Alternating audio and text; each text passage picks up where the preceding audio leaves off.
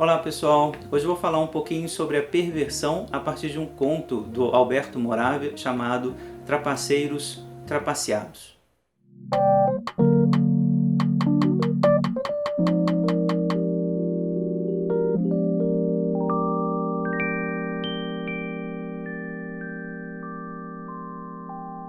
O conto Trapaceiros Trapaceados está nesse livro aqui, de Contos Dispersos, do Alberto Moravia, editado pela Bertrand Brasil, e se estende da página 362 até a 366. Conto super pequenininho, mas muito engraçado, como é o estilo do Moravia, né? Assim, um bom humor cotidiano, e que fala de um sujeito que gostava de fazer trapaças na rua.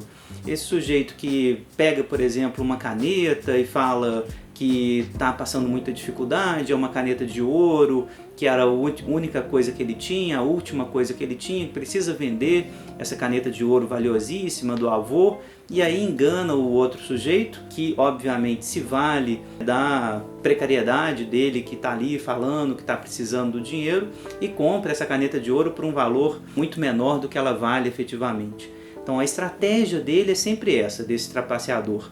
Ele se vale do desejo do outro trapacear para justificar a sua própria trapaça. Então naquele jogo de cartas, por exemplo, para adivinhar qual carta que é efetivamente a carta virada, ele faz uma marquinha numa carta e aí ele faz com que o outro enganado veja essa marquinha, e o outro enganado que está vendo a marquinha na carta não fala da marquinha e diz: pô, mas com a marquinha aí na carta eu vou conseguir adivinhar. Mas só que ele não fala para o trapaceador, ou seja, o trapaceador ele se vale do desejo do outro trapacear também para ganhar dele aquilo que ele quer. Então, justamente por não falar dessa marquinha, o sujeito vai lá, tenta adivinhar, mas nesse entretempo o trapaceador já trocou a carta, se valendo justamente desse desejo de todo mundo trapacear também, de ser perverso também. Então ele vai dizer com todas as letras: para trapacear, por mais estranho que isso lhe pareça, é preciso encontrar um outro trapaceiro. Mas a trapaça não é tão boa como quando nos deparamos com um outro que quer também nos enganar. A gente trapaceia melhor com aquele que quer nos enganar. Mais adiante ele vai dizer: todos trapaceiam, mas entre eles e eu há esta diferença. Sei que não há pessoas honestas no mundo e eles se iludem pensando que há. Então ele está partindo do pressuposto que todo mundo é trapaceiro, que não há ninguém honesto, que todo mundo vai trapacear. E é graças a isso que ele legitima, inclusive, o seu ato. Esse personagem aqui, inclusive, me faz lembrar muito um dos livros do talentoso Ripley, da Patricia Highsmith, que traz esse personagem maravilhoso, né? O Ripley, em um dos livros, o Ripley quer provar que todo mundo também é perverso, né? Vai pegar um sujeito, por exemplo, que está precisando de dinheiro para fazer uma cirurgia do filho adoentado, e aí vai fazer com que esse sujeito, por exemplo, mate por dinheiro. Todo mundo pode ser um assassino. Ripley quer provar isso, quer provar que todo mundo é perverso, que todo mundo também é como ele, ou seja, ninguém é confiável, não há pessoas confiáveis no mundo. Isso parece ser um tipo de perversão típica, né? Um tipo de perversão que está mostrando o mundo não é confiável, o outro não é confiável. Queria usar um pouco esse conto aqui para falar um pouquinho sobre o que é perversão para a psicanálise. De maneira geral, o termo perversão é um termo ligado à moralidade, à filosofia moral, né? Um termo que vai sendo apropriado pela psicanálise dos discursos médicos, discursos filosóficos ali do século XIX. Tem a ver com um desvio moral, né? Um certo paradigma que está sendo quebrado, um certo modelo moral que está sendo quebrado. Não tem como limpar esse termo dessa história moralista que ele tem. Perversão tem a ver com isso. Nos 3 ensaios sobre a sexualidade infantil, esses 3 ensaios escritos em 1905 e modificados por Freud até 1925, 27, Freud vai fazendo modificações nesses 3 ensaios, ou seja, quase que a obra dele inteira ele vai reeditando esses 3 ensaios, porque ele estava muito interessado em pensar como que a sexualidade infantil ela é modelo para a perversão. Ele vai ali estabelecer uma tese fundamental que a sexualidade infantil é uma sexualidade perversa. Essa tese é uma tese que está estabelecendo que perversão em psicanálise tem a ver com a sexualidade infantil. Qual que é essa relação da sexualidade infantil perversa e polimorfa com a perversão enquanto categoria nosográfica? É essa a dificuldade que a gente vai ter que conversar e vai ter que estabelecer hoje. A sexualidade infantil perversa e polimorfa é perversa com relação ao instinto. Então, ali onde deveria haver um instinto, principalmente um instinto sexual, que deveria ser regulado pela heteronormatividade, a reprodução, ali onde deveria haver esse instinto, apareceu a sexualidade infantil. Prazer oral, prazer anal, prazer de olhar, de ser visto, de ser tocado, de abraçar, de beijar. Toda essa sexualidade infantil que perverte o instinto. Pervertere é tirar da via, tirar do caminho. A sexualidade infantil, ela retira o sujeito ali do caminho para onde o instinto a levaria. Não temos instinto sexual, não temos instinto de sobrevivência, não temos instinto de maternidade, não temos instinto. Isso está pervertido pela sexualidade. Então, a sexualidade perversa e polimorfa, porque ela tem várias formas, não é? Essa sexualidade infantil é perversa e polimorfa porque ela está sendo retirada do caminho. Então, essa é uma primeira caracterização da sexualidade perversa. Esse termo perverso, então, aparece aqui nesse regime para demonstrar que não há um caminho único, não há um caminho universal. Os caminhos da sexualidade, os caminhos do prazer são sempre singulares. Nunca um caminho universal que seria regulado pelo instinto.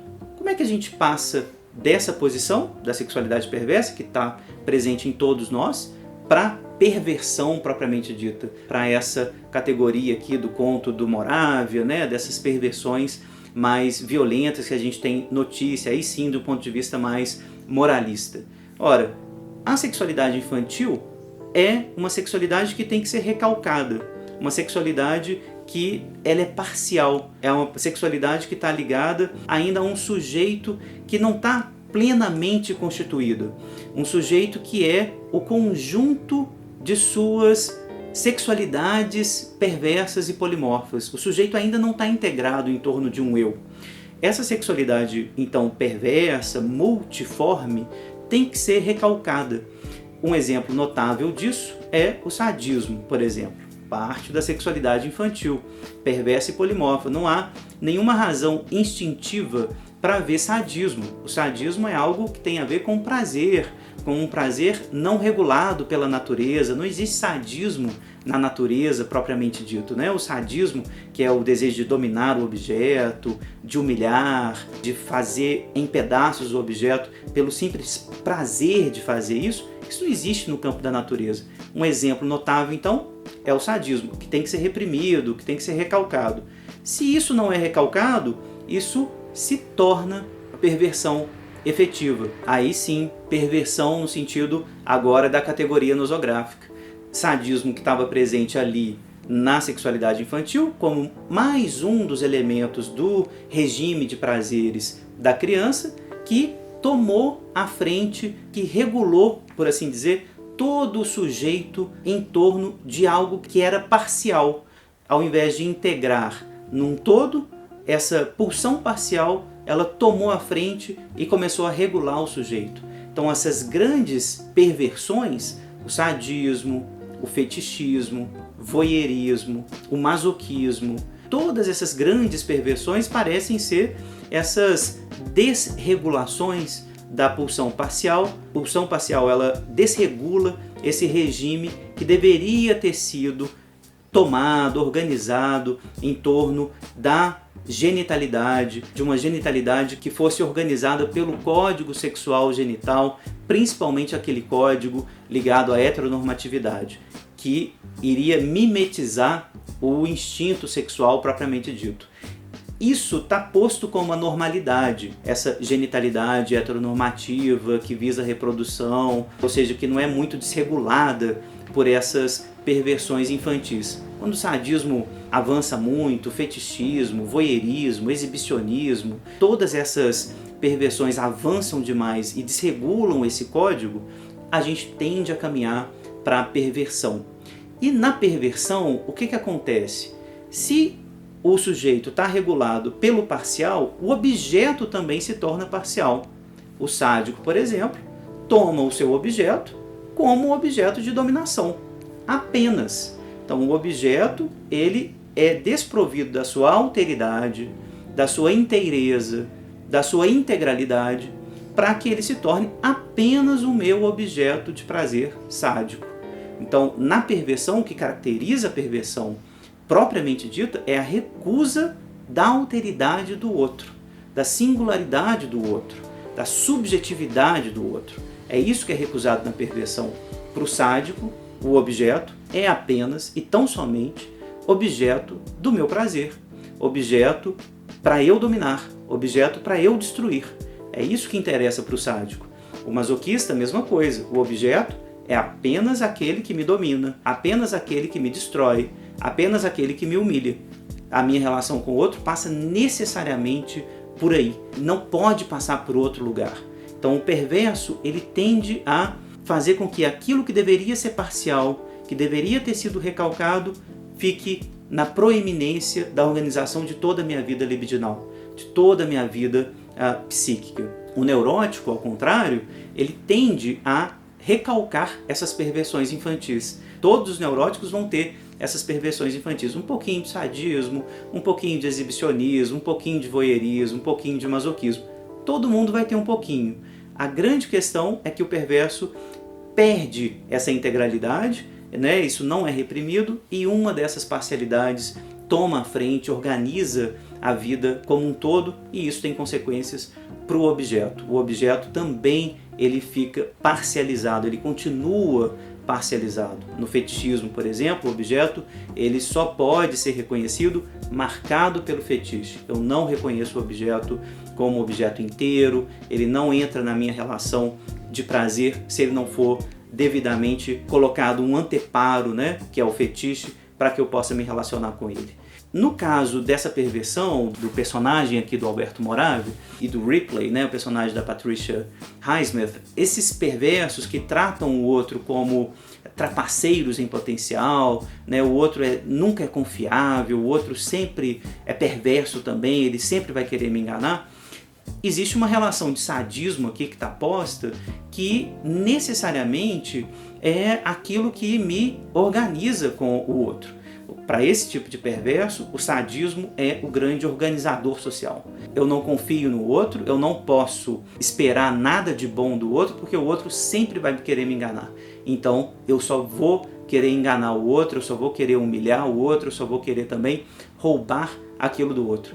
E se eu posso fazer isso com um álibi, melhor ainda. Eu gozo quando eu mostro para o outro que todo mundo tem essa perversão que em mim eu reconheço de forma claríssima. Você também engana, você também é perverso, você também deseja lucrar sobre o outro, você também não é solidário, você quando vê alguém passando dificuldade e vendendo uma caneta de ouro, você vai lá e não paga o valor integral dessa caneta, você vai pagar o valor mínimo só para aproveitar da dor do outro.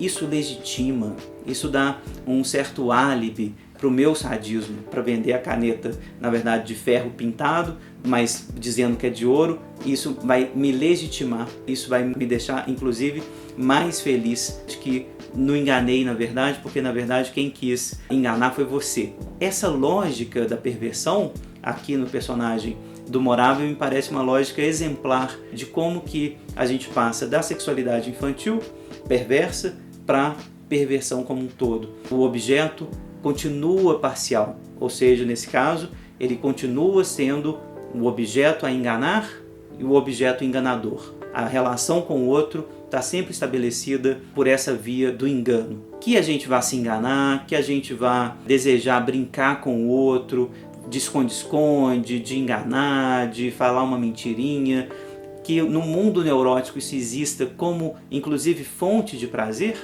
isso está posto para todos os neuróticos.